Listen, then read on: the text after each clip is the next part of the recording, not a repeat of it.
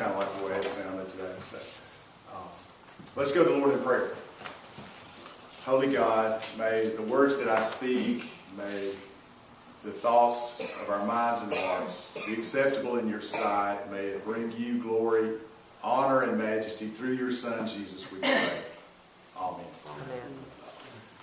Amen. Well, the Cowboys got beat. Right. Oh. And you know, golly, it's like, what now? You know, so here's where it went with me. I had to watch chick flicks last night. Kim and Lucy and I, when I came in from Trinity about 6:30 last night, Lucy was watching a chick flick on Hallmark Channel. And so we sat down and I fell on the sword, okay? And I watched the rest of that one and a whole other chick flick, right? I don't remember the names though. They're a little on the cheesy side. But you know the way they go. There's a love story, of course, and two people start out going in opposite directions, and there's a meeting and something happens, and before the end of the story, they're going forward together, kind of in a new direction, right? I mean, they have to merge, and everything takes a different spin at that point in the world. So it's kind of interesting, though. I couldn't help but see the analogy.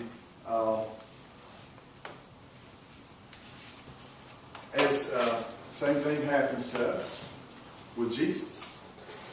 Here's Jesus out there walking next to the Sea of Galilee, and he sees those guys, James and John, Andrew, and Peter, and he said, "Hey, y'all come follow me." Now, if you look at some of the other gospel accounts, you kind of get the feeling that this wasn't their first meeting with Jesus. That they had, spent time with him, kind of like we talked last week, come and see. Jesus told Andrew, I believe it was, come and see. Come and see where I'm staying at. Come and spend some time with me. And so these men most likely had come and seen Jesus. They had already, tasted and found that the Lord is good. That. So here we go. So Jesus is walking along, and he said, "Come, y'all come with me. Y'all just come with me." And they knew enough. They knew enough in their heart and in their spirit that they're like, "Yes, we're gonna go. We're gonna just drop everything and go with this guy because we love him and we know that he loves us." Right? So it's kind of like one of those love stories that happens. Now, if you think about a romantic situation, some of you who know what I'm talking about, does it change you? Do you have to make an adjustment in the way that you live to accommodate another human being in your life? Does it change the way you act sometimes? Yeah, probably. Yeah. When we find ourselves in a love relationship with somebody, everything changes. It really changes the trajectory of your life. Really. I mean, you could be going in one direction today, and then it's like, oh wait, we're going together, but we're going to be going this way, right? I mean, it can change where you live, where you work, your friends, all of that, right?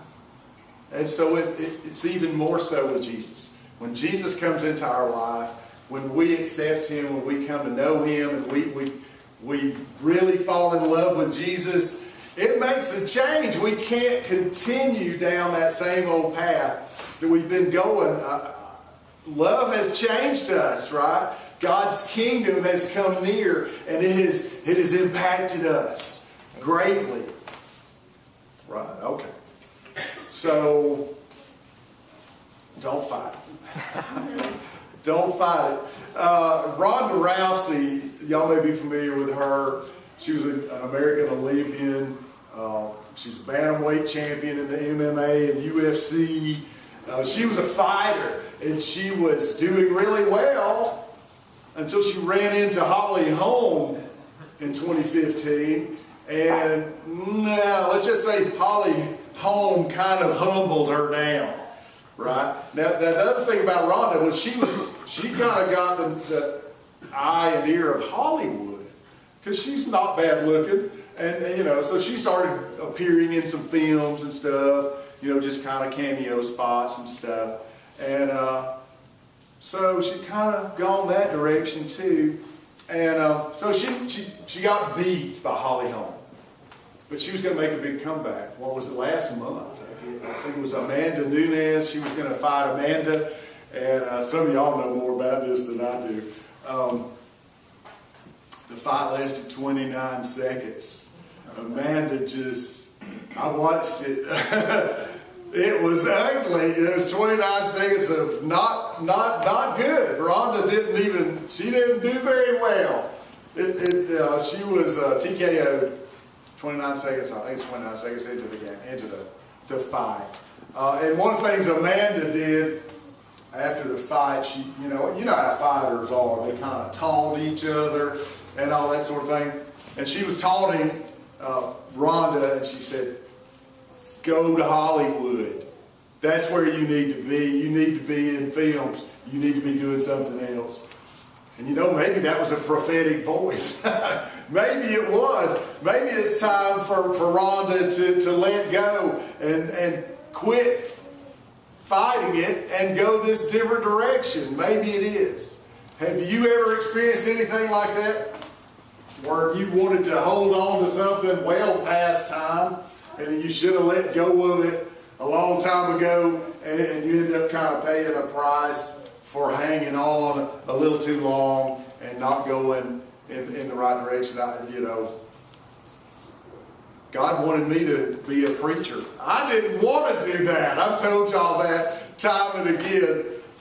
Tim, I don't know if you know that story in your own life or not, but I was the most reluctant pastor, that ever came on board. I fought it for a long time, and God finally convinced me to embrace it, to just go forward and embrace His call on my life. And you know what? I'm so thankful that I did. It was the best plan. God knows best, y'all.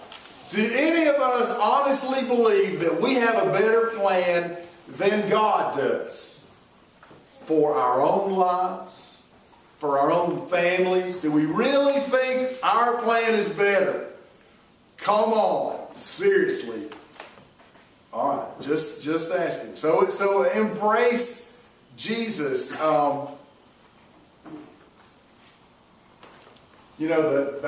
Right after Jesus was crucified and risen, and the apostles and were preaching the gospel, and the Jewish authorities were really kind of coming down hard on them, imprisoning them, and all that sort of thing. And one of their leaders, Gamaliel, said, "Leave these apostles alone. You might find yourself fighting against God. If it's of God, you can't stop it. And if it's not of God, it's going to die death soon enough, and we won't have to worry about them anyway. But if you keep fighting against them, you may find yourself fighting against God." Does any of us really want to fight against God? Probably not. I wouldn't advise it. I certainly would not. All right, so win friends and influence. Some of y'all may be familiar with the old Dale Carnegie book and the course. Did you take it? Okay then. How to Win Friends and Influence People. It impacted a lot of people's lives. And you know what? Warren Buffett was one of those. When he was 21 years old in Omaha, Nebraska, he took the Dale Carnegie How to Win Friends and Influence People, took the course, and it changed his life. He embraced it, and look where Warren Buffett is now. He's one of the most powerful financial gurus of our time. Wow. And when he speaks, y'all, people listen, don't they? I mean, when he has some clout.